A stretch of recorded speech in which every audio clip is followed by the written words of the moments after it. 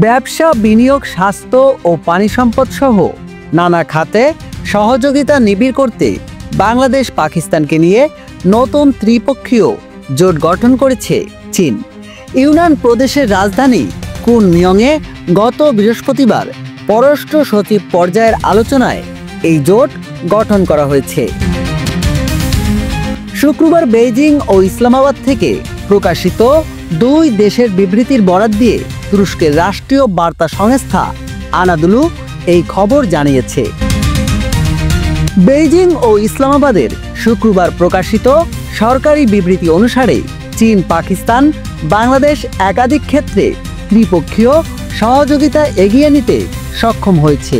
এই সপ্তাহে চীনের কুনমিং শহরে এই তিন দেশ তাদের প্রথম ত্রিপক্ষীয় বৈঠক করেছে। নিয়ামুন নাকিব, বাঙালিয়ালা নিউজ বাংলা, ঢাকা।